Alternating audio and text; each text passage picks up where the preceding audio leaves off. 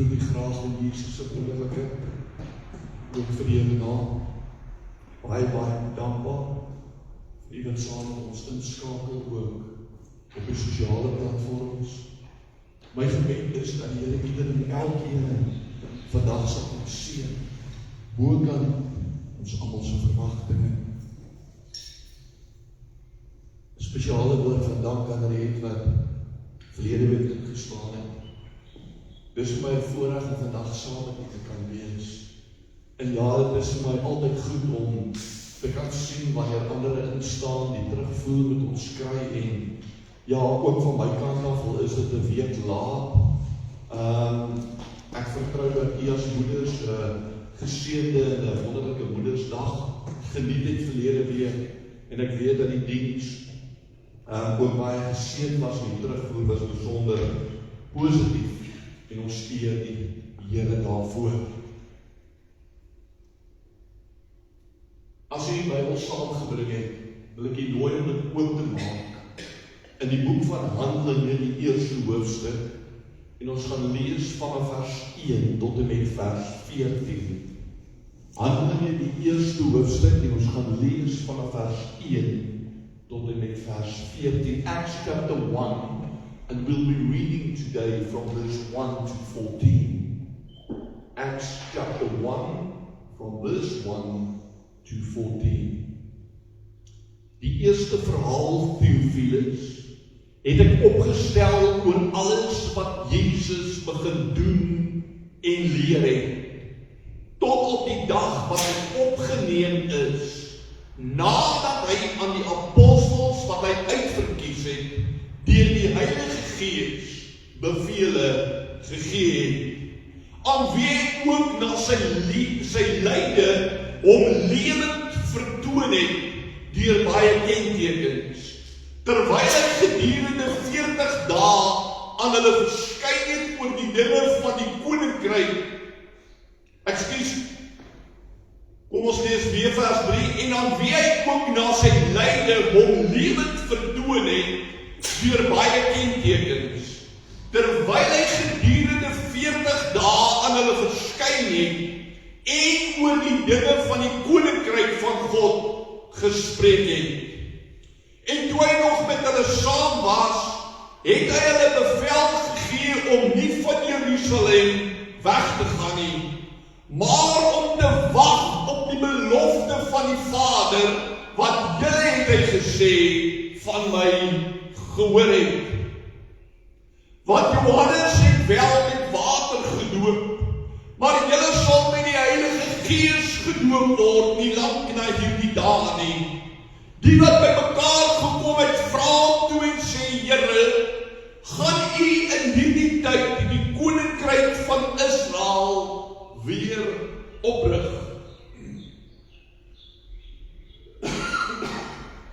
En hy antwoord hulle, dit kom julle nie toe om die tye of geleenthede te weet wat die Vader deur sy eie mag bepaal het.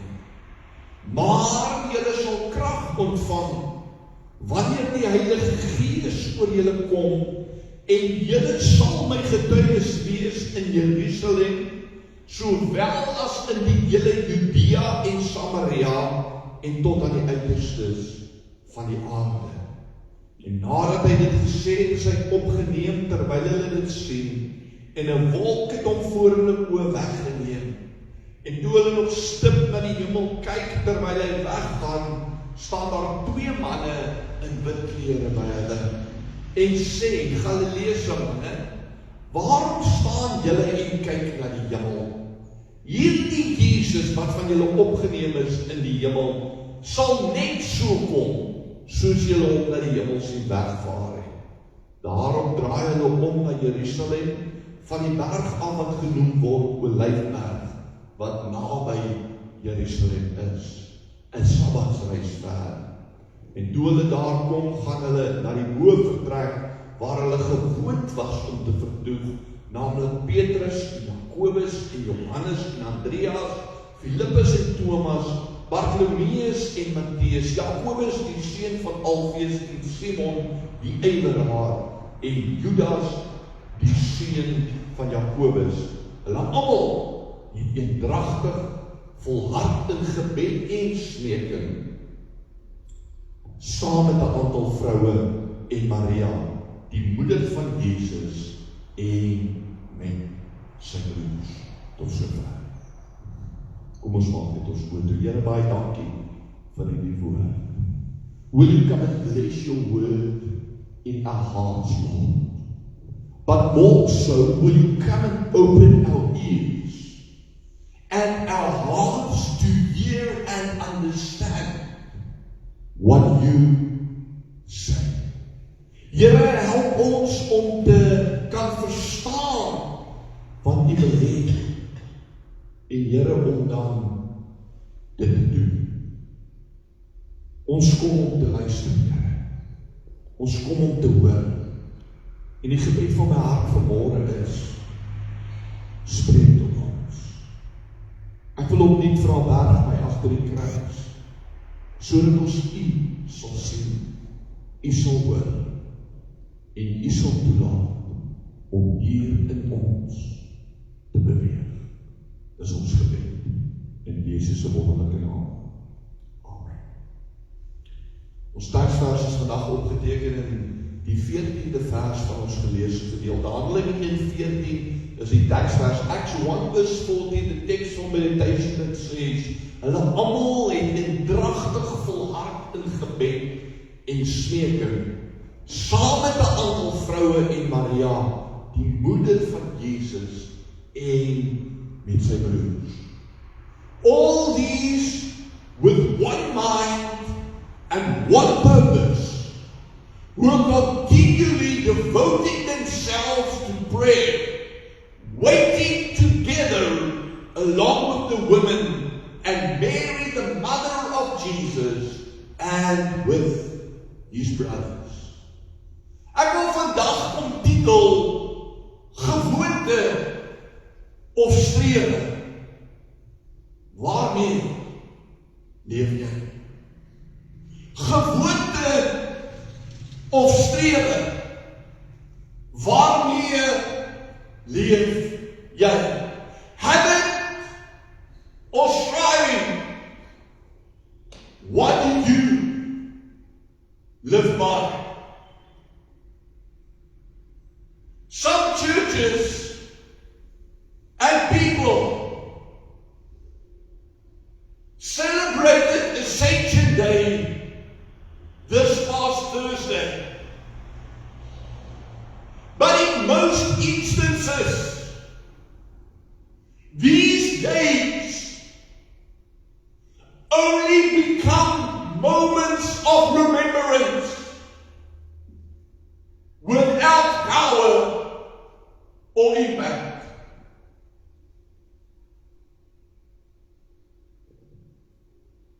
These days only become moments of remembrance without power or impact. It makes no difference whether it is celebrated or not. It brings no change to people's lives. Days like these only became time of reflection and spending some thought of what is celebrated without an understanding of the true power thereof. I'm really not referring to this in a critical manner,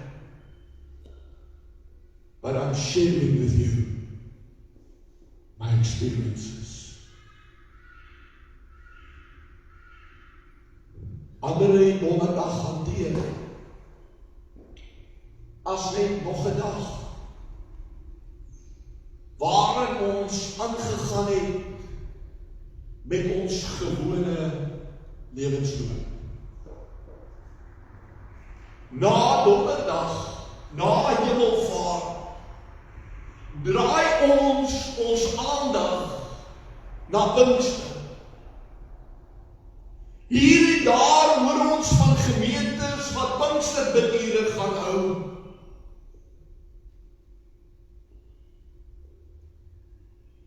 En volgende Sondag herdenk ons Pinksterdag. Maar wat beteken al hierdie dinge vir ons as kerk van die Here? Waarmee leef ek en u? Gewoontes? Of is daar 'n ware strewe na iets? Nou as ek vandag sê, maar ek strewe, ek reik my uit na iets. Wat is dit? Waarvoor of waar strewe? Wat wil ek bereik? Nothing in life throughout the ages just happened. Nothing in life throughout the ages just happened.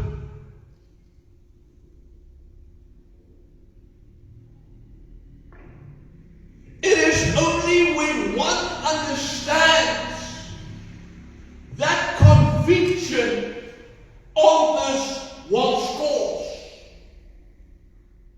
Only when we understand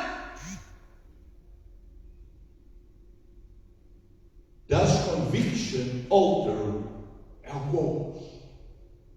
Without understanding, there is no conviction of anything. And without conviction, we just float on life's sea with no direction and purpose. I don't know who have experienced it, but there is no emptiness that compares to the one you experience when you live without purpose. Vandag is dit belangrik dat ons vir onsself, elkeen van ons vir onsself moet uitklaar. Waarom doen ons dinge en waarvoor lewe ons? Kom ons maak dit spesifiek tot die oomblik. Waarom vier ons Pinkster? Wat vier ons?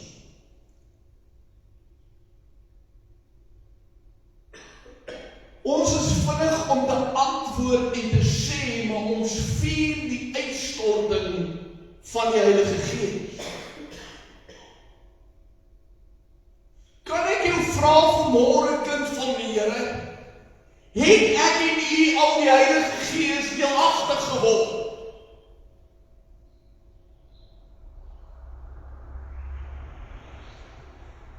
Indien nie,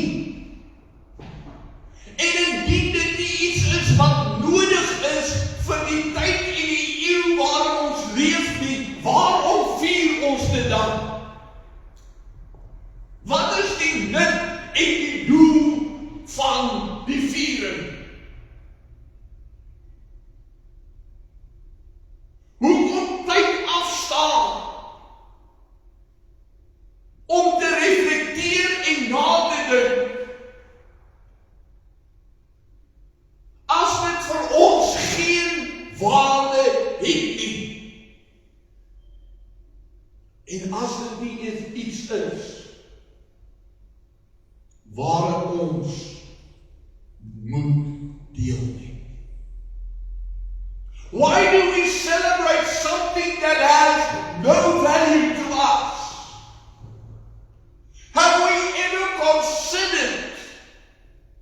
Have we ever taken the time to look at what really happened on the day of Pentecost? Yes, the Holy Spirit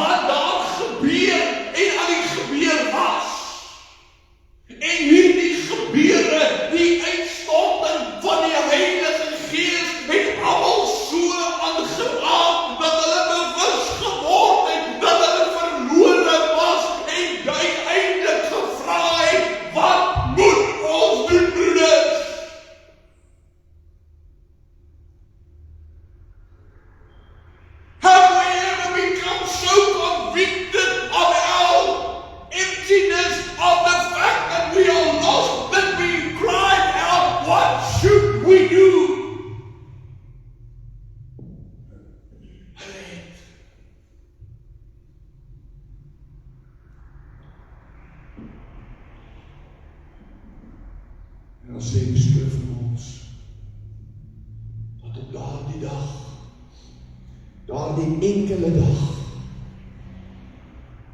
wat ons Pinkster noem, was daar omtrent 3000 siele toegevoeg tot die gemeente,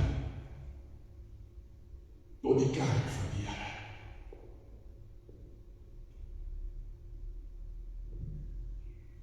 And then we see that the apostles went out and they did many wonders and signs, attesting miracles, confirming the power of God within them. And then the scripture says that the Lord added to their number daily those who were being saved.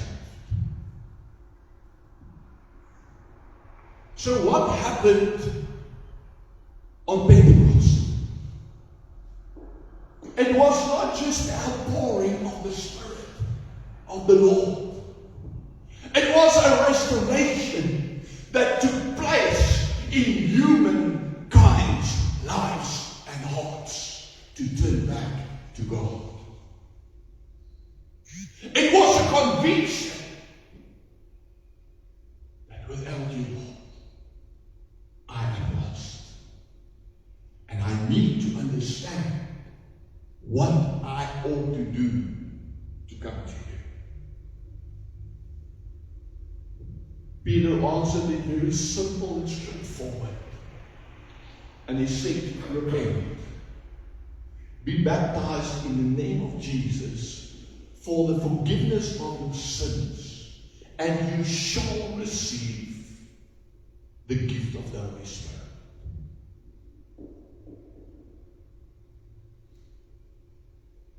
Now my question to you today is, we celebrate this.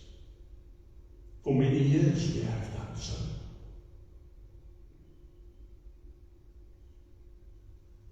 Do we celebrate the thought, or do we celebrate the personal experience of what we became witnesses to?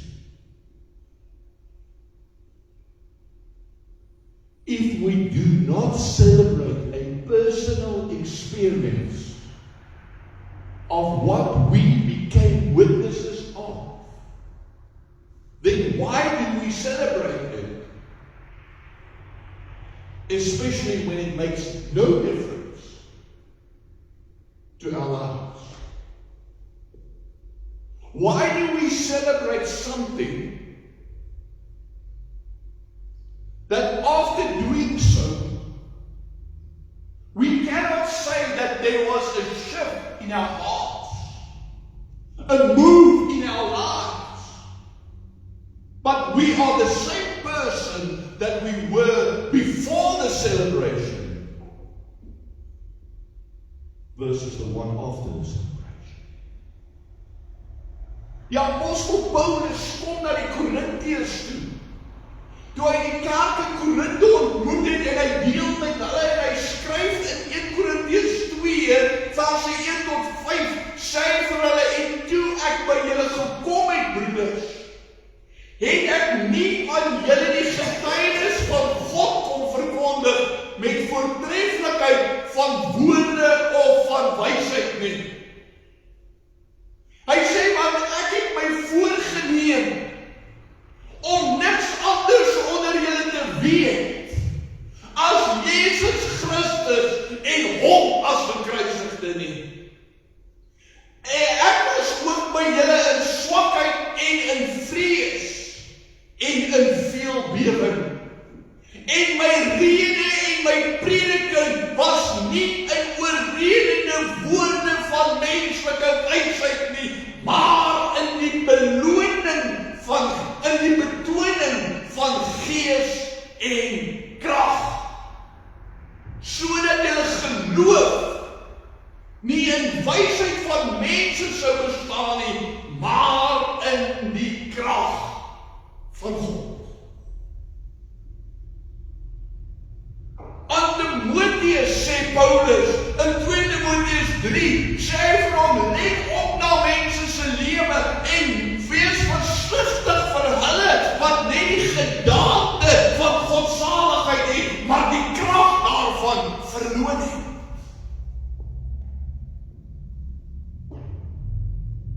Vir die apostels was dit belangrik dat die kerk in die krag van die Here moes leef en nie in die wysheid of mooi praatjies van mense nie. Omdat woorde net woorde is en geen krag dra.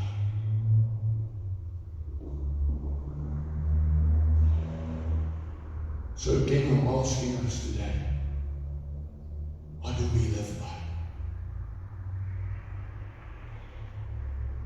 Do we live habitually?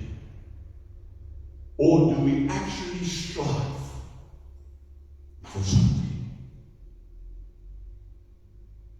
When Jesus arose and appeared to his disciples, Luke said that the Lord Jesus opened his disciples' minds to help them understand the scriptures. He also instructed them not to leave Jerusalem, but to wait for what the Father had promised.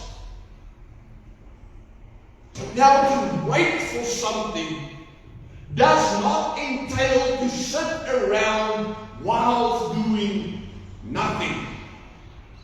It also does not entail to sit around and doing all kinds of other things.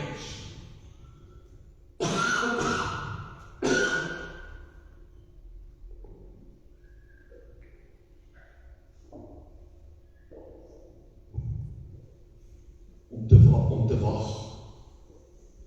En ek praat om werklik te wag op iets. Dit skep 'n verwagting in harte. Sodat ons as mens daarna begin uitsien en onsself uitstrek daarheen. Wat sê Paulus? Hy sê, ek leef so asof ek kan uitstrek om te gryp na die ewige lewe. Hy wag daarvoor. Hy het 'n uitkyk daarvoor. Hy het 'n strewe daarvoor. Hy het 'n verwagting in sy hart. Maar het ek nie dit nog?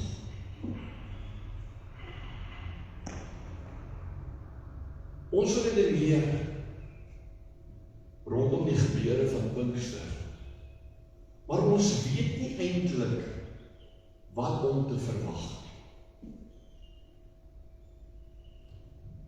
Ons redenasie is maar, prediker, dit is reg in wat jy sê, en ek lees die skrif, en ek sien nie die dinge, maar ek weet nie waarvoor om wagtend te wees. Dis waar. Maar weet jy dat die disippels het ook nie geweet. Die disippels het ook nie geweet waarvoor hulle wag. Ja, hulle het geweet, wag op die belofte van die Vader. Ja, hulle het geweet, julle sal krag ontvang wanneer die Heilige Gees oor julle kom. Ja, hulle het geweet waartoe die Here hulle geroep het, maar hulle het nie geweet hoe dit gaan gebeur. Want die Heilige Gees was nog nie op enige iemand uitgestort voor die dag van Pinkster nie. Maar ten spyte daarvan het hulle in gehoorsaamheid binnend gebly. Hulle het almal eendragtig sê Handelinge 1:14 volhard in gebed en smeken. Met ander woorde, hulle was gefokus op die Here.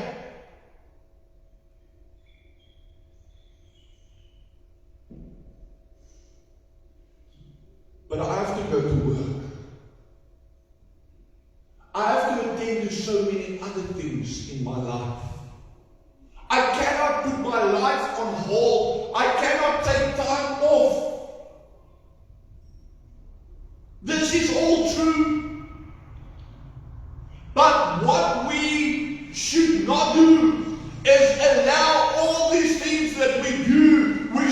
not allow it to prevent us from focusing on the Lord, seeking God's face, separating ourselves from the normal activities as far as possible,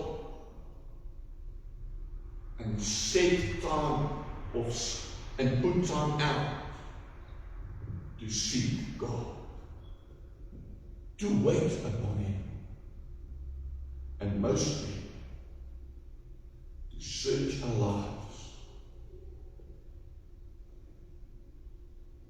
and repent from anything that is not of Him. You see, in God, everything starts with repentance. As mens wat ons het nie hoor, alles begin by bekering. Sonder bekering, sonder 'n verlange om te wees soos God is, sal ons nooit die Gees van die Here deelagtig kan word in die krag van sy opstanding.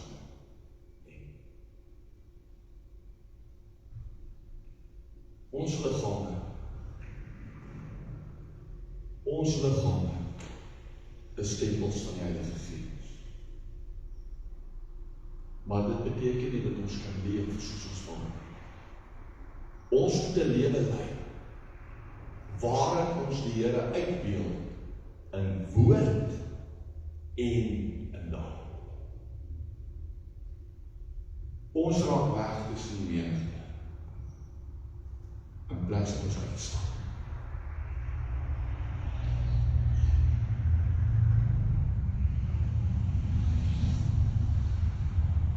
Toe Jesus gevange geneem was,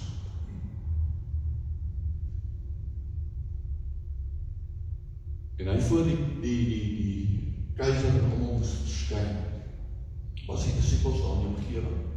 Wat sê die mense vir Petrus? Jy is ook een van hulle, want jou spraak maak jy bekend. Hoe jy praat, maak jy bekend. Petrus, jy is deel van 'n groep mense wat hier staan en dinge aanskou, maar Petrus, die wyse waarop jy leef, die wyse waarop jy praat, maak dat jy uitstaan as ook een van hulle. En nou ken. En dis hoekom ons deel word in plaas van uitstaan.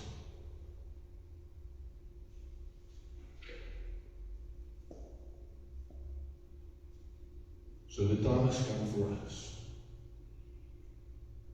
to love God and portray Him through our words and our actions. How can we? If we only live habitually and by words? The Lord Jesus never lived by words only. He did not only, if you look at his ministry, he never went out only to teach. He went out to teach, but also he did miracles, signs, and wonders. He taught not only in words, but in power. This power manifested in the signs and the wonders of which Jesus said, the things that I did, you will also do. We cannot do it in ourselves. Neither could the disciples. And so they had to gather in the upper room, pray, and search themselves. Hoe kon hulle bekering preek as hulle lewens nie getuig het van hulle eie bekering? En so het hulle eendragtig saamgekom terwyl hulle volhard in gebed en smeek. Waarvoor? Waarna streef? Waarvoor bid hulle? Waarvoor hoop hulle? Waarvoor glo hulle? Vir die uitstorting van die Heilige Gees. Hoekom?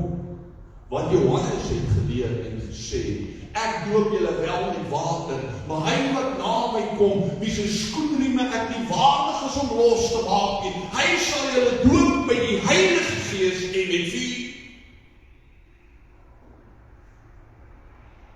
Is dit nie vir ons tyd ook nie?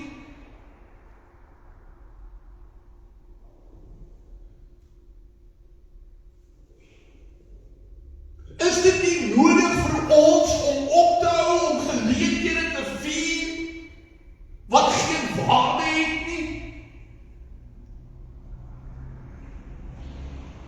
Eerder te kom op die plek, waar soos die Here Jesus en disippels se harte en verstande oopgemaak het om te verstaan, om te kom en te sê, Here, open op my hart, open op my verstand, sodat ek kan verstaan, sodat ander kan sien, dat gebed steeds krag dra. Sodat ander kan sien, 'n lewe in Christus is steeds in oorwinning, in geloof, en 'n lewe in krag. Gewoonte of strewe, waarmee leef jy? Ek wil afsluit. Handelinge 1 vers 8 sê die Here nie, jy sal krag ontvang wanneer die Heilige Gees op jou kom. My disippels gaan wag in Jerusalem en bly daar totdat julle aangeneem is met krag. Hoekom het hulle krag nodig gehad? Ek bedoel, toe hulle saam met die Here Jesus gewandel het hulle ook by hulle wonders gedoen. Hy het die meeste gedoen, maar hulle het ook gedoen. Want hulle het teruggekeer van hulle sendingreise af en vir hom gesê, Here, ons is verbaas en oorstel van vreugde omdat die duiwels hulle aan ons onderwerp. En die Here sê, nie daaroor bly wees nie. Moenie bly wees oor die dinge wat julle doen, wees bly dat julle naam op ons skryf is in die boek van ewige lewe. So hulle het ook gedoen. Maar tog sê hy van wag vir krag. Hoekom? Want jy sien toe Petrus Jesus verloon het hy opgegee. Wanneer sonde inkom en 'n oorhand oor my begin kry, het ek die krag om nie te sê daarvoor nie. Petrus skep op. Hy gaan terug om vis te vang. Nie mense soos Jesus oor hom gespreek het nie, maar vis. En vir hom om te wees wat hy moes wees, het hy krag nodig gehad. En daarom sy aangeraak word en gevolg word. Sodat hy uiteindelik in Handelinge 2 die weg kon baan tot Christus vir 1000 nagte. Have you and I received God's power? Or is Pentecost only a celebration? Having or striving, what do you live by? Having or striving, what do you live by?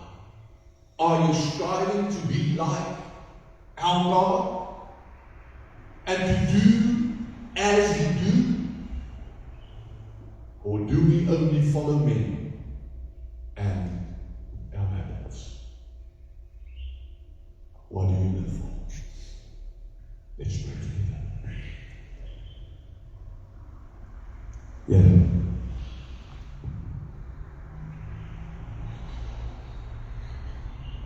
U sê julle oorlewe. Maak die woord van God kragtig. The things we do habitually, without true understanding,